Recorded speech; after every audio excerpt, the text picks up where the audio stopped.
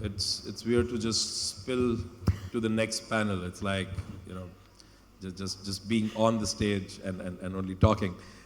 Thank you all, Alan, George, David. This when we were thinking about this topic, and I was really talking about that. There's so much of tech fatigue, but the problem is what to do with the tech. And I think I keep wearing the hat of a restaurateur. 13 years back, I had my own restaurant. The technology company that I run today works with 20,000 restaurants in 52 countries. But at heart, I still have the trauma of being an operator. What happened with me? What led to this? And for us at the tech side, it's very, very important to see every day that what are the KPIs our tech is delivering, because it's going to be as good as the output that brings to the world. It's not really about input alone. It's not really about technology. Technology is a vehicle for restaurants, brands to achieve profitability, to achieve bottom line efficiency. At least that's the area that we impact. We don't impact top lines, per se. So we thought, let's talk about the KPIs, that you measure. And as the old adage goes, whatever you measure will improve. We are also going to keep this a little interactive. So audience, so this is for you to participate, while we talk about, the KPIs. All of you, if you can pull out your phones, just scan the QR code, and the screen, the page that is going to load there, just stay there. I am going to change the slides, and when slides are going to be changed, they're going to change on your phone as well, parallelly. So stay there. We will be asking for your inputs that are going to get populated on the slides there live.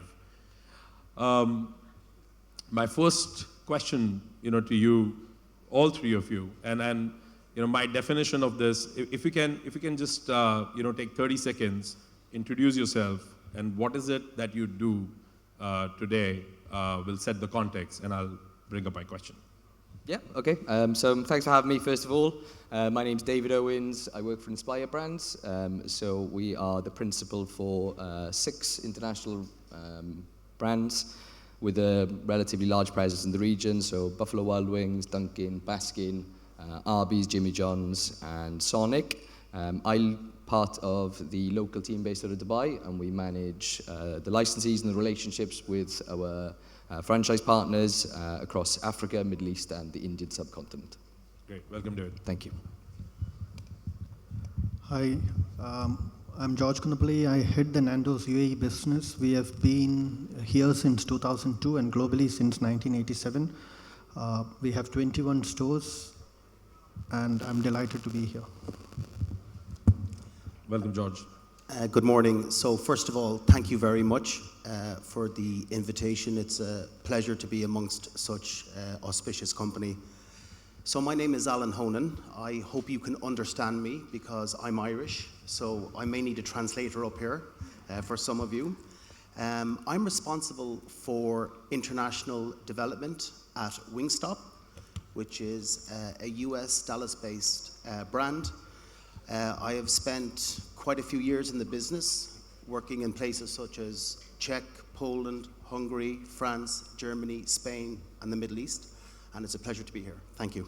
Awesome. Welcome, Alan. So my first question to all of you, and that's also something that's going to come up on the slides, is that what are the top priority metrics that you have defined, for your business, for your segment, your brands? What are those metrics that you look at today?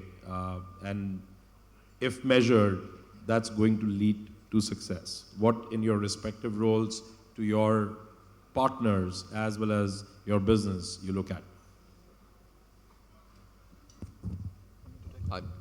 Go ahead. Yeah, I mean, I'll start off having a bit of background. I was with Majid Al-Futtaim, the Al-Shai group of mine before this. So it's my first time kind of sitting on the other side of the fence, so to speak. So one thing I've noticed, I mean, fundamentally, we're all looking at the same things, right? So, you know, we're all looking at restaurant profitability, top line, transaction sales, and then reducing kind of our cost bases. I think, you know, how you measure that all depends on what your defined strategy is. I think, you know, there's a bit of a tendency at the moment where, you know, there's so much access to data and having to filter through it is very tricky. So you mentioned at the start, which was, I think, whatever you measure will become a success. Will improve. I would challenge that with the execution of it as well, right? You know, whether you're measuring something, I think measuring it is one part, the execution, the strategy of it, but it won't necessarily move it forward unless, you know, you've got the correct operations, you've got the right strategy, you've got everything to go with it. So going back to the initial question though, you know, ultimately we're all looking at growing top line profitability for the business, unit count, and having a sustainable business going forward. And then within that, there's obviously, you know, various other things, you know, whether that's looking at delivery performance, looking at your app performance, looking at, you know, customer service metrics. So, but ultimately, I always see they kind of filter into the same thing, which is looking at growing the top line, reducing profitability, reducing costs, and improving profitability. So David, I'm gonna, you know, just go a little deeper in that, right? I'm defining your position as well. So you are representing Inspire brands in the region, and you know, across your brands, across your franchisee partner relationships, you know, as a custodian of this of the brand business.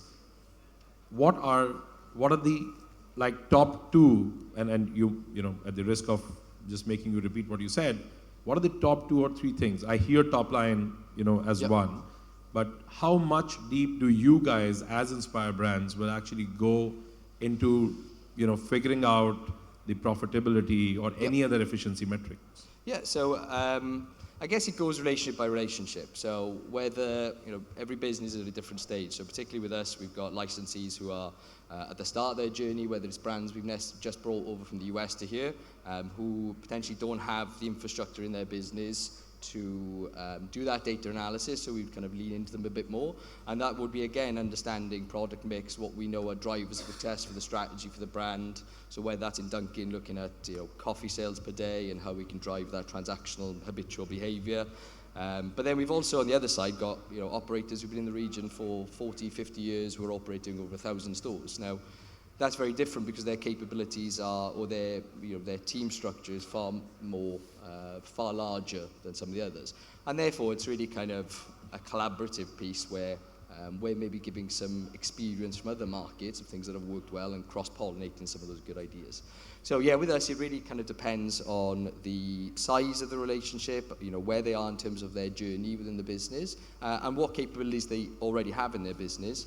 And where there's a gap, we'll try and kind of step in, whether that's through data analytics or sharing some data from other markets. We subscribe to third-party data from credit cards, banks, and try to give them that, I guess, that kind of lighthouse around what they're trying to achieve.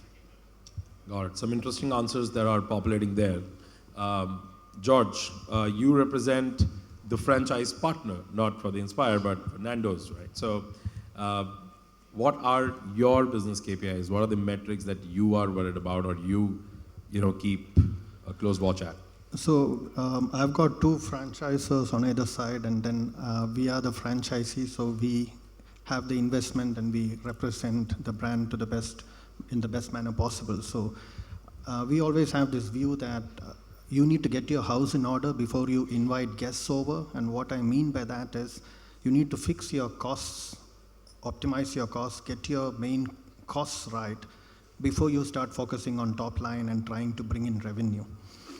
In our business, the 3 main costs are cost of sales, which is the food and beverage and packaging costs, followed by labor cost, and then we have occupancy costs, which is basically the rent.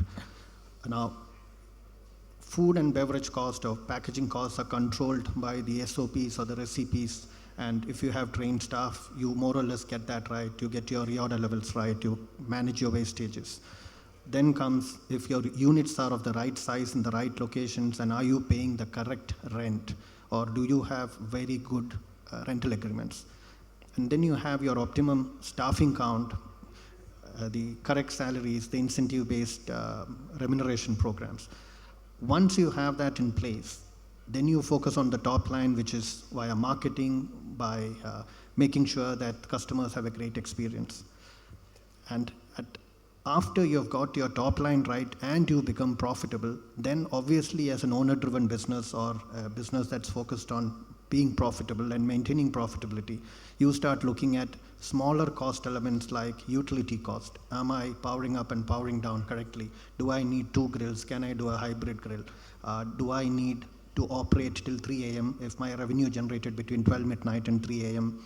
is only so much? Can it justify the extended hours? How is repair and maintenance managed? How is wastages managed? How is pilferage managed? Every restaurant business, there is pilferage.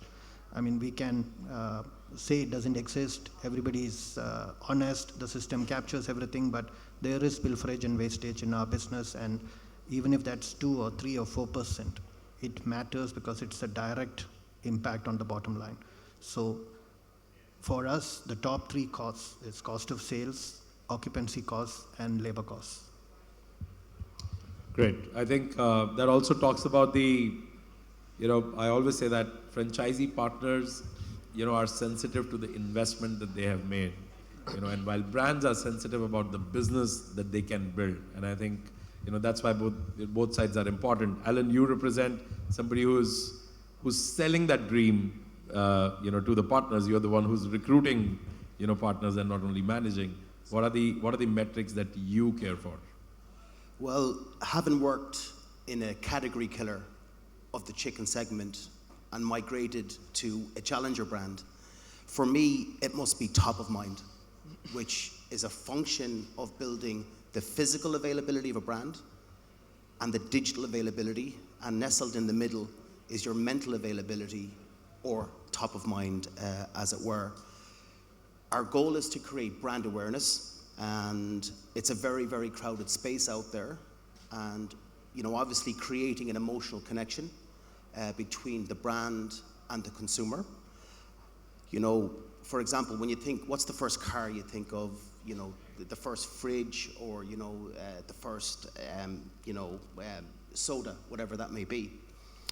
And how we measure that, I suppose, is in transactions. And when we look at transactions, there really is a fundamental truth and honesty within transactions. And I remember a great quote by Greg Creed from Yum Brands, who once said, "Relevant brands grow by transactions. If you're not growing by transactions, you're not relevant." So is it for you, if I like just bring this down to a metric, what is it? Is it these, number of transactions per store, per month, per year? What are the metrics that you really care about? Can you distill them? I certainly can. So the first one, the ultimate truth, would be transactions, positive or negative. And the second one would be, for example, a brand image tracker, which are usually conducted by independent third parties utilizing market research methodology. Got it. And I think some of those, room resonates with some of them. I think food costs remain, quite a big number. So that also tells me that the sensitivity to the capital invested, remains the number one problem. I am going to, extend this,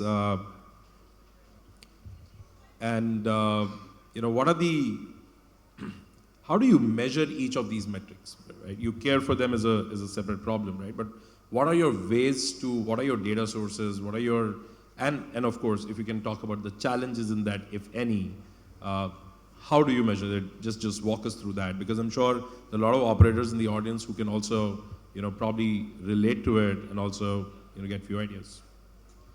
Okay, I'll start off. I mean, for us, I guess one of the biggest challenges with measuring data is that we've got multiple licensees across different markets, and they've generally got different POS systems, so it's quite fragmented in terms of the data input we have.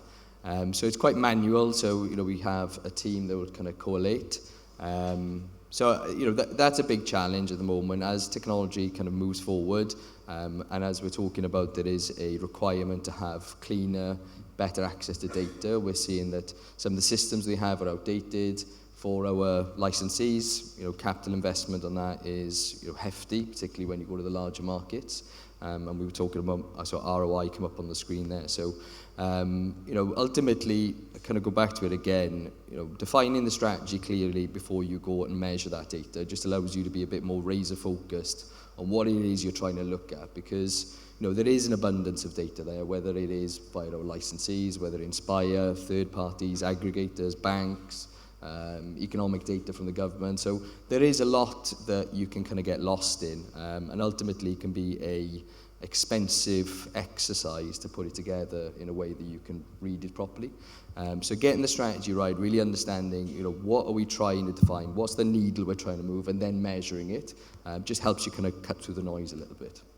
But just to expand on that, do you have a data practice inside? You said that there are, multiple systems fragmented, some of them are outdated, or maybe, the data structures don't match the problem that we see brands struggling with every day. At Inspire, as somebody, as a custodian of the region, do you have a data practice at your side where you proactively collect, measure that data and give the feedback, or is it the franchise partners' side responsibility and you're advising them? So on a regional level, as we currently stand, obviously the partners are the one with controlling that data, obviously their POS systems. However, they share them with us periodically, whether they're monthly basis, quarterly. We'll bring them together, and then we'll have we'll kind of sit with the business reviews and talk through the data that they already own. So that's from the kind of licensee's perspective. From Inspire's side, there is a strategy to really understand how we can bring all that data together globally. We've recently built a large data center in Hyderabad. So we've got about 300-400 data scientists in the back end there. And what they're really working on, starting with the US, where we've got, we own and operate a lot more restaurants. So we're not just a licensee of restaurants. So Arby's, for example, we've got a few hundred of those in B-dubs. It's really understanding what the evolution of our POS is, how do we get third-party data to speak to us and vice versa. And then hopefully, as time goes along and we understand what the best way forward, we will roll that out with our regional partners. So yeah, there is a kind of local strategy, and certainly from Inspire side, it's the way we're looking at the future. George. So I would say our biggest challenge in analyzing data is having comparable data sets so that like for like becomes sensible. I'll give you an example. When we take transaction count, the POS system obviously captures transaction count and top line. So you can easily understand what is your average transaction value. But the moment you drive down and say, I want to know average guest spend, then you are totally dependent on your 200, 250 frontline employees to capture guest count on every transaction correctly in the system. And it's very normal for us to find you went out with your family, you got your check, and you see number of cars 1, which is the default number, which means that restaurant's average spend per customer is already corrupted. And what is the point in having that data when I haven't been able to capture the customer count properly? So wherever we have human interfaces, then it becomes very difficult to ensure that the data sets are comparable. Where technology is involved and as much as possible, we are trying to eliminate the human element. It is pretty easy and actionable intel when we are able to compare data sets. Absolutely, and I think I can also see that. I think all of the above, is flying for the people. But I think integration with different systems, continues to remain the number one problem, and not only here. I think that's in the world. Alan, what are your sources, and how do you proactively measure that, or what kind of data do you get and not get? As previously mentioned, brand image trackers, independent third parties are a very, very rich source of data, as is specifically commissioned market research, which we try to keep tight, around very clearly defined questions, challenges, concerns, or opportunity that we have. I have to say Google is also a phenomenal source. The feedback we get in the restaurant industry has two sources.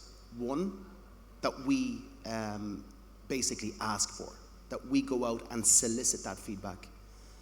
The real truth comes when a customer has had a friction or an experience that hasn't met their expectations. And Google is, a tremendously wealthy source of information, which of course can be calibrated with the feedback that you solicit.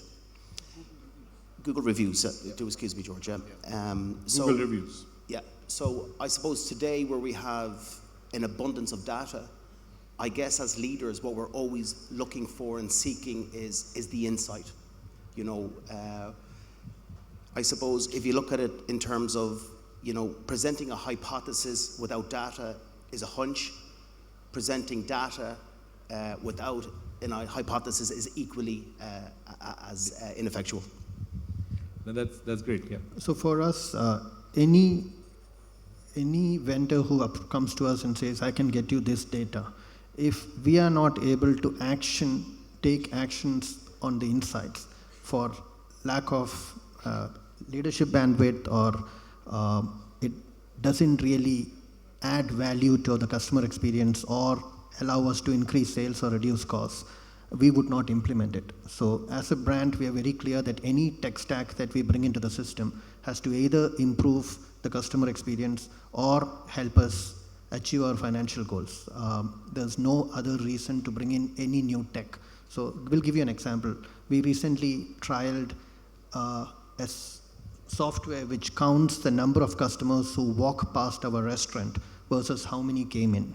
And after a few months, we gave it up because we said, look, 50,000 people are walking past our restaurant. We have got 100 seats.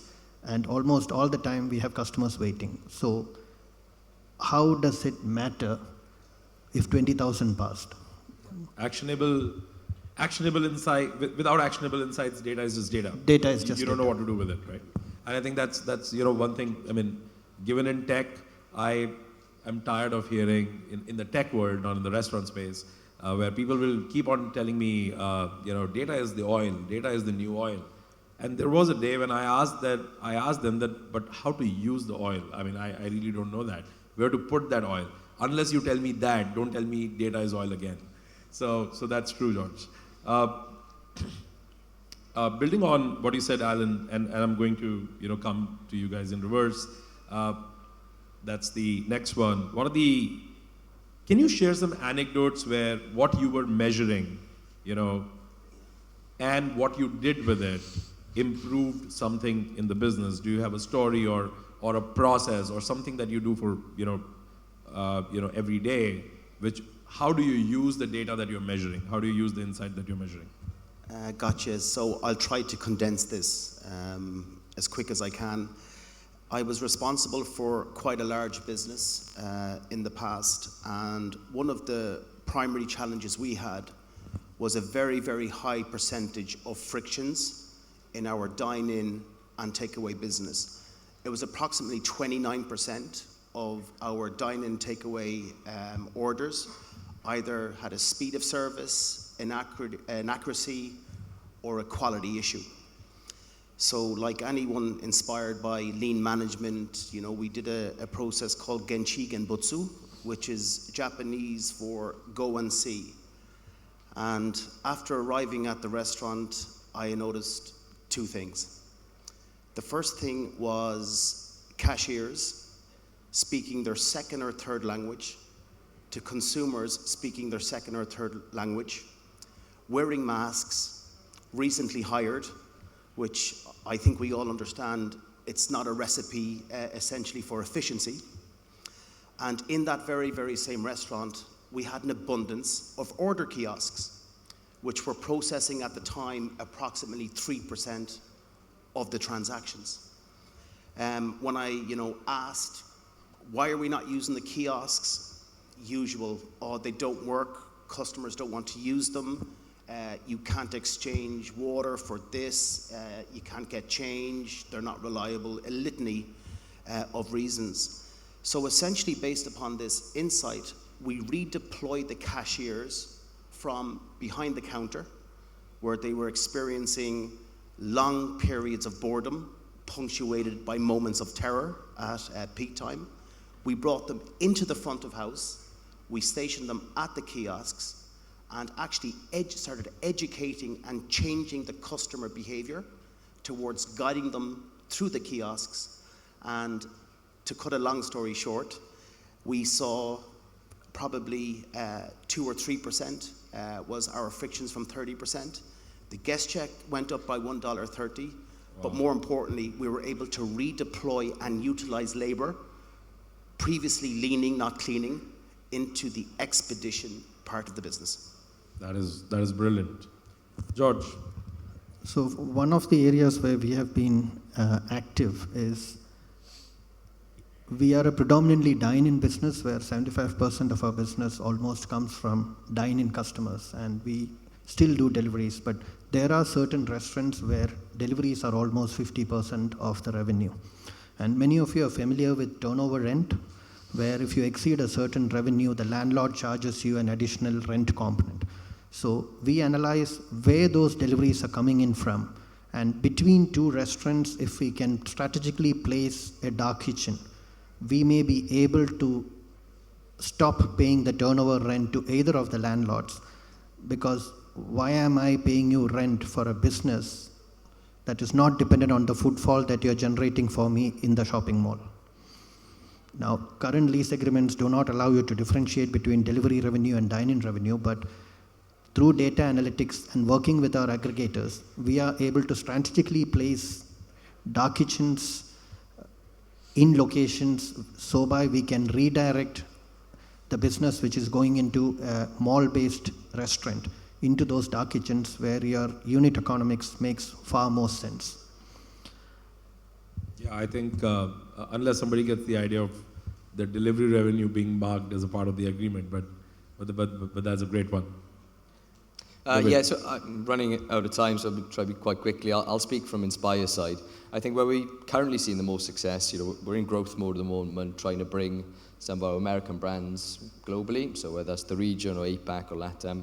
I think, certainly in the last 12 to 18 months, we've lent into local consumer insights. So really trying to understand, how the brand should resonate. So that can be from consumer tasting panels, working with third parties to try and understand what the menu should be and getting data that can be quantified and we can read it properly. That's again looking at store designs as well as trying to understand, market data around which markets we should open in, which ones can hold our brands the best, where, when we're mapping the initial kind of 5-10 stores, where within each city we should be looking based on spending habits and third parties. So I think we've really lent into that data analytics piece when we're doing new market entries, and the result is, it's not always perfect, but you increase the probability of success for Inspire as well as the licensee. And ultimately, so at the start, ROI, we are competing, particularly in the region, against companies that have multiple brands. So you are competing for that dollar. Ultimately, if the brand is not making a decent ROI, they're going to put the money into either another F&B brand or fashion brand or whatever else might be there. So all these things, when we're looking at new market entry and looking at a lens via data has helped us increase that probability of success and hopefully capture some more ROI for our licensees. Thank you, David. I think, gentlemen, there are a lot of interesting insights that are also getting populated continuously from the guests. We are out of time. Thank you for your insights, all three of you. I'm sure, basis what audience was saying on the screen and what all you said, I invite everyone to also catch hold of you offline and ask their questions. But thank you very much, Alan, George, David. Thank you so much. Thanks,